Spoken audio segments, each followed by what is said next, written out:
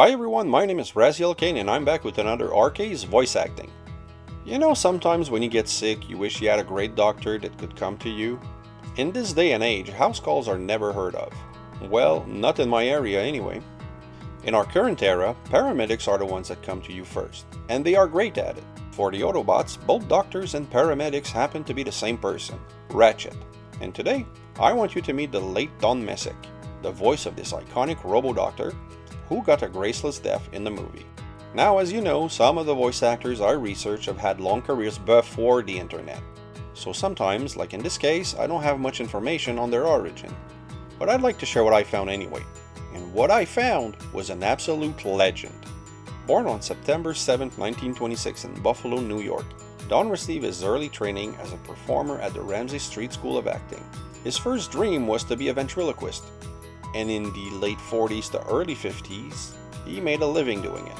At age 15, Messick performed for the program manager at WBOC in Salisbury, Maryland, and was given his own show, where he did all the voices and sound effects.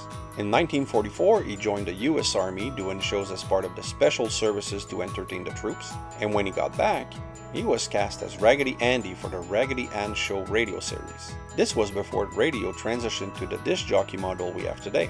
Don was eventually recommended by Dawes Butler to replace another actor who wasn't available for a MGM project, and when William Hanna and Joseph Barbera formed their studio, Butler and Messick became the voice acting team for the company.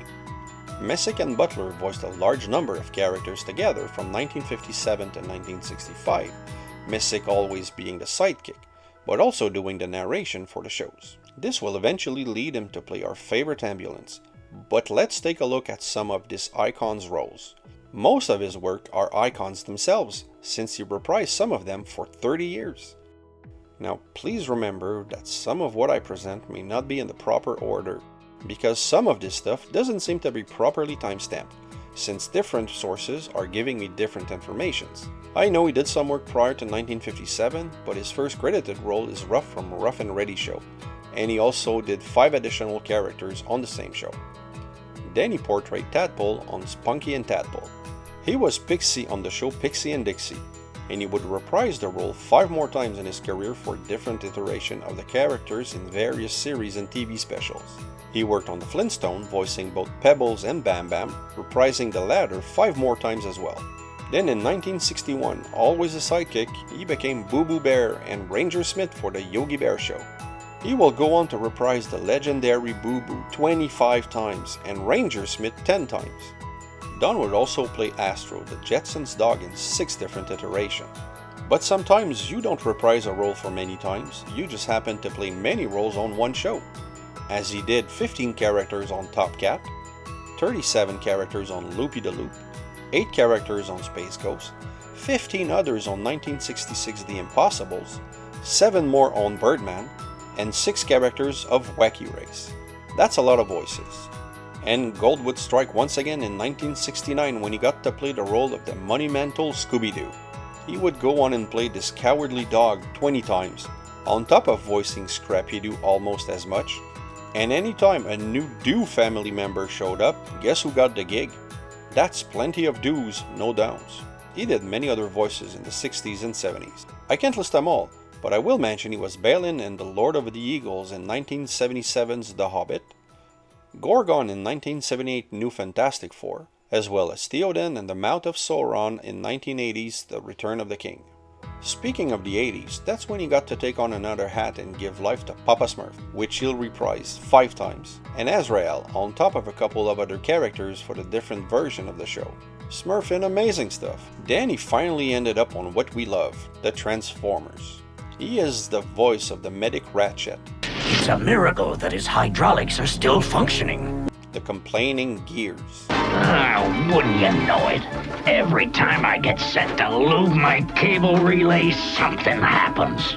The Constructicon Scavenger. Now, the Autobot computer Teletran 1 is just beyond this cavern ceiling. And the Frankenstein monster Autobot X. Of those, only Scavenger will get a speaking line in the movie. Human germ!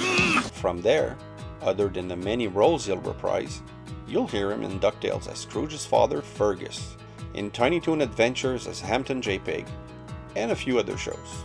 So unlike most of the actors I've covered so far, Don has made a career by being the voice of fan-favorite characters. Life blessed him with a talent he's been able to apply to perfection, and give us, or maybe more our parents, a legacy of cartoon persona that people still love 60 years later. This legend retired in 1996 after suffering a stroke during a recording session at Hanna-Barbera, being thrown a retirement party surrounded by other legends such as Henry Corden, Maurice LaMarche, Greg Berger, Neil Ross, June Foray, and Myrtis Martin Butler's Dawes Widow. Unfortunately, Don suffered another stroke and passed away on October 24, 1997, leaving us with fond memories and great childhood moments. I hope you've enjoyed this brief overview of Don Messick's career. If you did, please like, subscribe, and hit the bell. Also leave a comment, I really like reading you guys. Keep coming back, I have more on the way. And remember, nothing in life gives you the right to be an asshole. Take care!